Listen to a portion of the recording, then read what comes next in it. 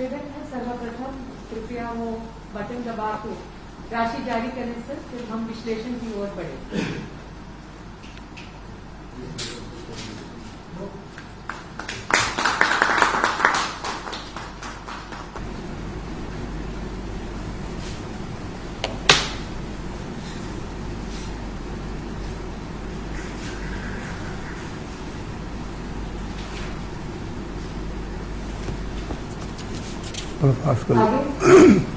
आगे आगे ये सर शहरी और ग्रामीण दोनों का आंकड़ा विश्लेषण किए हैं सर, और इसमें ग्रामीण क्षेत्र में सर 3 लाख से ऊपर क्विंटल गोबर खरीदी इस समय हुआ है, जिसमें हम लोग 677 करोड़ राशि जारी कर रहे हैं सर। और शहरी क्षेत्र में सर 62,000 क्विंटल गोबर खरीदी हुई है इस समय के दौरान, और 1 करोड़ 25 लाख रुपए जारी कर रहे हैं। हमने एक पत्रक बनाया है सर, लास्ट है सर। निवेदन ये है सर, आगामी जो तिथि आपके द्वारा निर्धारित की जाएगी उसमें ये विश्लेषण करके हम लोग प्रस्तुत करेंगे सर कि 20 जुलाई के पश्चात जो प्रोडक्शन का काम है वो किस हद तक पहुंचा है, इस पर विश्लेषण की जाएगी। लेकिन वर्तमान में ये एक उल्लेखनीय बात है सर कि 30,000 क्विंटल हमारे गोदामों में आ चुका है सर। निवेदन इतना है, मैं 2 चीजें आपको दिखाना चाहती हूँ और आपका मार्गदर्शन चाहूंगी। एक तो ये है सर कि इसकी ब्रांडिंग करके अगर हम भोटान के लिए निर्धारित एक लोगों के साथ इसका प्रचार प्रसार करेंगे तो बहुत अच्छा रहेगा सर, क्योंकि एक मार्केट एनालिसिस हम लोगों ने यहाँ करवाया विभाग के माध्यम से, और उससे जो जानकारी प्राप्त हुई यही है सर कि इसका ब्रांडिंग या फिर कुछ ठोस ब्रांड्स यहाँ पर मार्केट में उपलब्ध नहीं है सर। सब लोग लूज पैकिंग करके जैसे गोरी है या फिर अन्य तरह के पैकिंग करके बांट रहे हैं। तो हमारे इसमें सर 4 ऑप्शंस हम लोगों ने डिजाइन किया। जैसे आप डायरेक्शन देंगे सर वैसे हम इस लोगों को हम उसका उपयोग करना चाहेंगे गोटानों में सर। ये 4 ऑप्शंस है, ऊपर भी दिखाएंगे प्लीज, थैंक यू। एक तो ये है सर, दूसरा एक वर्मी कंपोस्टिंग के लिए हम लोगों ने कोशिश की है सर कि कुछ छोटे छोटे वीडियोस बनाए, और वो सर अभी हिंदी और छत्तीसगढ़ी में ही बना है। थोड़ा सा दिखाएंगे, आपको 1 मिनट के लिए दिखाना चाहती हूँ। और फिर सर हम लोग वो स्थानीय भाषा में अन्य भाषाओं में भी करना चाहते हैं सर, है ना। अगर केचुआ अपने खाना का मतलब गोबर नहीं खाएंगे तो फिर वर्मी कंपोस्ट बनेगी कैसे, ये सबसे बड़ी प्रश्न है। तो हम लोग वर्मी कंपोस्ट बनाने के लिए सबसे हमारे विभाग के माध्यम से ही बनाएंगे गोबर के चयन। तो हम लोग कम से कम 15 से 20 दिन पुराना गोबर का चयन करना है। आपकी 15 से 20 दिन पुराना गोबर नहीं काबर लेना है। तो आपने जो चीजें कहोगी, जब गाय गोबर करते, जब बैल और भैंसा गोबर करते, वो बहुत गर्म होते, और गर्म नहीं के सबसे बड़े कारण है कि भाई गोबर से गैस बनते है ना। गैस बनते ओके वजह से हमारे खाना बनाने के लिए उपयोग करते हैं। तो सबसे पहला हमारा काम रहता है, जब हम वर्मी कंपोस्ट बनाते हैं तो ये गर्मी जो करते हैं गोबर की वो निकल जाना चाहिए। काबर की जो हम केचुआ डालो वो बहुत ही ज्यादा संवेदनशील रहते हैं, वो वैसे गर्मी जगह में टिके नहीं करे, और किसी डालो तो कुछ घंटा में मर जाए, है ना, और वहां पर वो टिक ही नहीं सकते, जिंदा ही नहीं रह सकते। तो सबसे पहला हमारा काम ये है कि भाई हमारा गोबर का ठंडा होना चाहिए, और गोबर का ठंडा करने के लिए हमें 15-20 दिन के लिए बाहर में छोड़ना। लेकिन यहाँ पे थोड़ा बात करना है, जब हमारे बाहर में गोबर का छोड़ना तो किसी पेपर पर पलटा लगते हैं, जितना ज्यादा आप पलटा है गोबर का। मुख्यमंत्री श्री भूपेश जी, माननीय मुख्य सचिव जी, आदरणीय एसीएस श्री सुब्रत जी, सम्मानीय एपीसी मैडम, हमारे विभाग के अधिकारीगण, आदरणीय किंगवा साहब, हसन्ना साहब, सम्मानीय राजेश जी,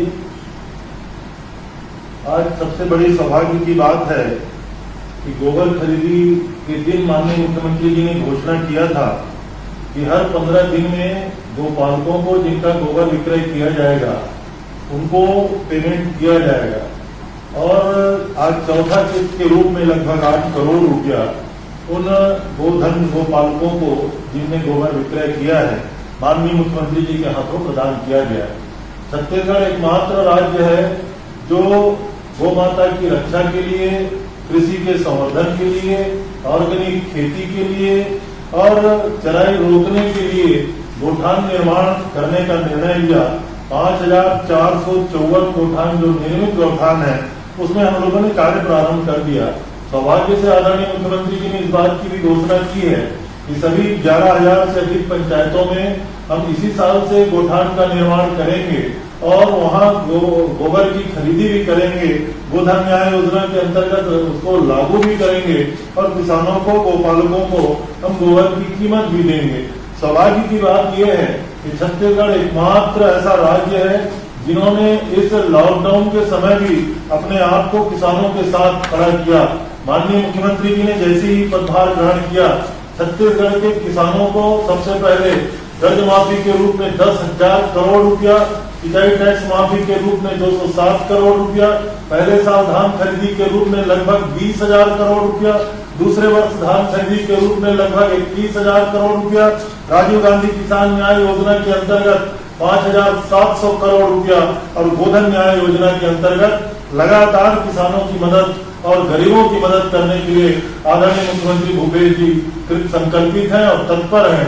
उनके नेतृत्व में छत्तीसगढ़ में कृषि का एकमात्र क्षेत्र है जहां ऐसा हम लोग मान के चलते हैं, न केवल गति बढ़ी है, सारे हिंदुस्तान में हमारा अपना छत्तीसगढ़ एक मॉडल के रूप में तैयार हुआ है। आज किसानों के सामने थोड़ी तकलीफें हैं, माननीय मुख्यमंत्री जी अपने उद्बोधन में अपनी बात कहेंगे। पूरे देश में केंद्र की सरकार की जो योजनाएं हैं, जो विधेयक है, जो कानून लगातार बनाया जा रहा है, वो किसानों के खिलाफ बनाया जा रहा है, उसके खिलाफ भी छत्तीसगढ़ सरकार खड़ी है। लेकिन मैं इस बात को कह सकता हूं, हमारे आदरणीय मुख्यमंत्री जी ने जब पहले ही अपने उद्बोधन में इस बात को कहा है कि छत्तीसगढ़ की सरकार और आदरणीय मुख्यमंत्री जी छत्तीसगढ़ के किसानों के साथ खड़े हैं। यहाँ किसी किसान को चिंता करने की जरूरत नहीं है। हर समय छत्तीसगढ़ की सरकार आदरणीय मुख्यमंत्री भूपेश जी के नेतृत्व में पूरे किसानों के साथ हमेशा मौजूद रहेगी। गोधन न्याय योजना हिंदुस्तान की एकमात्र योजना है जो छत्तीसगढ़ सरकार ने लागू किया है और आने वाले समय में जब इसका विस्तार होगा, हम लोग उम्मीद करते हैं कि ऑर्गेनिक एग्रीकल्चर की दिशा में जिस तरीके से हम बढ़ना चाह रहे हैं, हम गौठानों में जिस तरीके से आजीविका मिशन और रोजगार उपलब्ध कराने की दिशा में आगे बढ़ रहे हैं, स्व सहायता समूह, महिला समूह और नौजवानों की जो टोली है, उनको लगातार रोजगार इससे उपलब्ध हो रहा है। मैं आदरणीय मुख्यमंत्री जी के प्रति आभार व्यक्त करता हूं कि आपने जो तय किया है कि हर 15 दिन में गोपालकों को उनकी गोबर की राशि मिलेगी, आपके नेतृत्व में ये सब काम हमारे विभाग के अधिकारियों ने करना प्रारंभ कर दिया है। मैं अपने सभी अधिकारियों को बधाई देता हूं और आदरणीय मुख्यमंत्री जी से ही आग्रह करूंगा कि इस अवसर पे हम सबको संबोधित करें। माननीय मुख्यमंत्री श्री भूपेश बघेल जी। गोधन न्याय योजना के चौथे किस्त के भुगतान में आज हम सब करने जा रहे हैं और इस कार्यक्रम में कृषि मंत्री आदरणीय रवि चौबे जी, चीफ सेक्रेटरी आदरणीय मंडल जी, एसीएस सुब्रत साहू जी, गीता मैडम, भाई राजेश जी और सभी अधिकारीगण, मुझे बेहद प्रसन्नता है कि आज गोधन न्याय योजना के चौथे किस्त जारी किया जा रहा है, जिसमें 8 करोड़ रुपया दिया जा रहा है। पहली बार हम लोगों ने जब जारी किया था तो 1 करोड़ 76 लाख था, दूसरी किस्त में 4 करोड़ 74 लाख, तीसरी किस्त 6 करोड़ 27 लाख और चौथे किस्त में 8 करोड़ राशि जारी की जा रही है।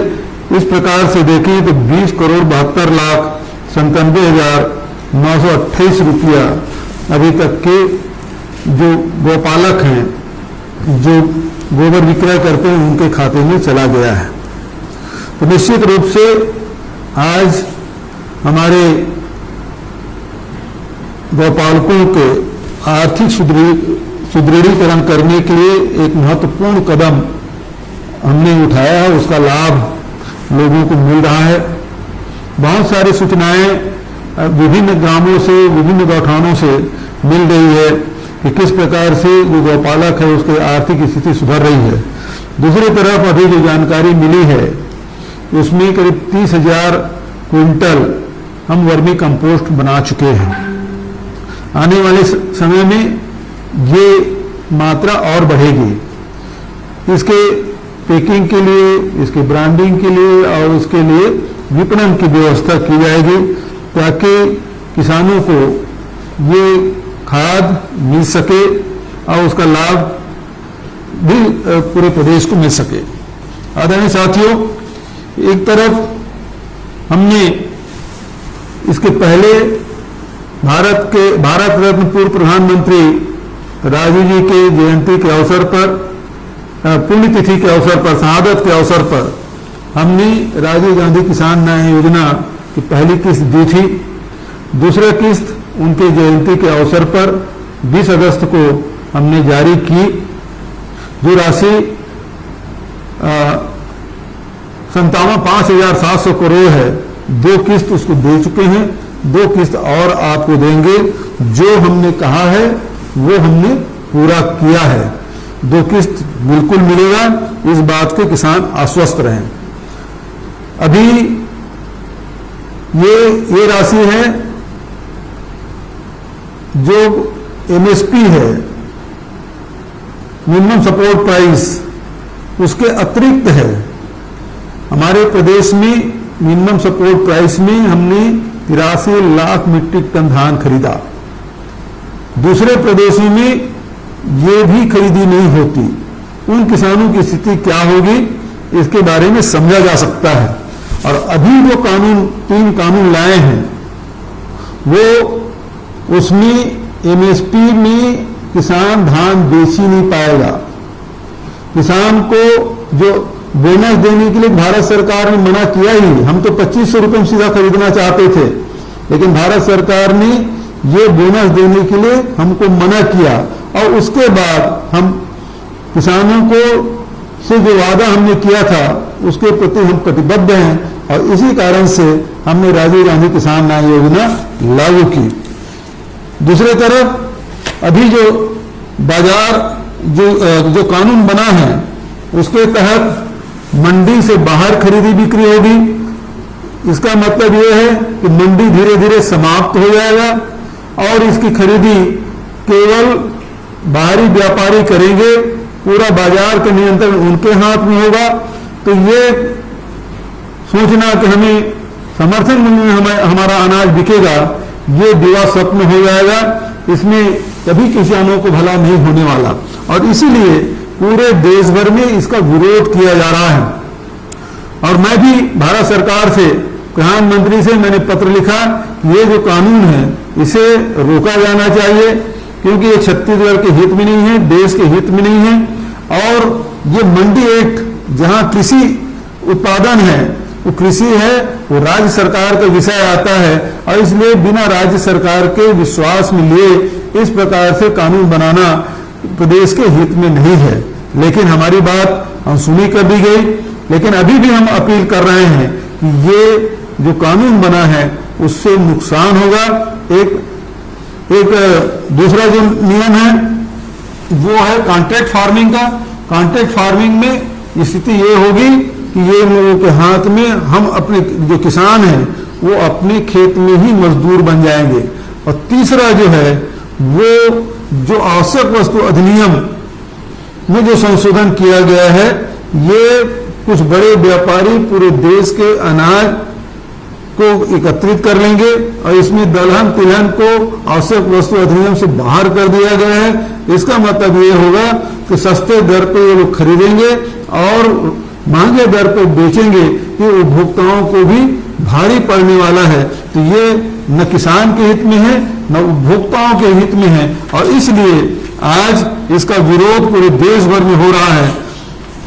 जो शांताराम कमेटी के रिपोर्ट के आधार पर इन लोगों ने जो निर्णय लिया है वो रिपोर्ट पढ़ना चाहिए, क्योंकि उसी के आधार पर हम लोगों को बोनस देने से रोका गया।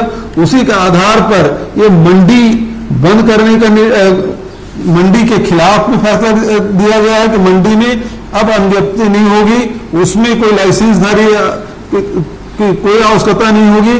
और केवल पैन कार्डधारी ही खरीदी बिक्री कर सकता है। ये शांताराम कमेटी की रिपोर्ट के आधार पर किया गया है, जो कि बेहद घातक है। आने वाले समय में देखिएगा, जो हम लोग अनाज दे रहे हैं, 1 रुपये किलो में जो चावल दे रहे हैं, उस पर भी रोक लगेगी, क्योंकि वो उनका कहना है कि आप इसकी प्रतिपूर्ति, यदि नॉर्थ ईस्ट में यदि चावल की कमी है तो आपको छत्तीसगढ़ या आंध्र प्रदेश से भेजने की जरूरत नहीं है। पड़ोसी देश में, म्यांमार में या भूटान में यदि अनाज मिल रहा है तो सस्ते दर पर लाया जा सकता है। तो इस प्रकार से देखें कि न केवल किसानों को बल्कि गरीब लोगों के खिलाफ में फैसला होने जा रहा है, और इसलिए हम इसका विरोध कर रहे हैं। छत्तीसगढ़ एक तरफ किसानों के पक्ष में खड़ी हुई है, मजदूरों के और गरीबों के पक्ष में खड़ी हुई है, और दूसरे तरफ भारतीय जनता पार्टी केंद्र की जो सरकार है वो लगातार हमारे किसानों के और गरीबों के हितों में कुठारा हाथ कर रही है। भारतीय जनता पार्टी ने पिछले समय 2100 रुपये समर्थन मूल्य देने की बात कही थी, 300 रुपये बोनस देने की बात कही थी, उस बात से वो लोग मुकर गए, लेकिन हम अपने वादे पे कायम हैं। और जहां हम बोनस, राजीव गांधी किसान न्याय योजना के तहत पैसा दे रहे हैं, समर्थन मूल्य में भी खरीदी कर रहे हैं, और उसी प्रकार से गोधन न्याय योजना भी का काम हम लोग कर रहे हैं, ताकि हमारे छत्तीसगढ़ के जो किसान हैं, गरीब हैं, मजदूर हैं, चाहे गांव में रहने वाले हों चाहे शहर में रहने वाले हों, इसका लाभ मिल सके, उसके आर्थिक स्थिति सुधर सके, इसलिए ये योजना लाई गई है। मैं आप सबको बधाई देता हूं, और साथ ही ये कहना चाहता हूं विभाग के अधिकारियों ने और सब ने मिलकर मंत्री जी के निर्देश में बहुत अच्छा काम कर रहे हैं। अब ये सारे जो ट्रांसफर, कैश ट्रांसफर होगा वो ऐप के माध्यम से होगा, और ये नगद भुगतान नहीं होगा बल्कि बैंक से होगा, तो कहीं कोई गड़बड़ी होने की कोई गुंजाइश नहीं है। और लगातार इस प्रकार से पूरे प्रदेश में इसको लागू करेंगे। अभी करीब 5300 हमारे गौठान बने हैं। हमारा लक्ष्य 11000 गौठान बनाने का है और सभी संचालित करने का है। ये गौठान को बहुत अच्छे से करने की आवश्यकता है।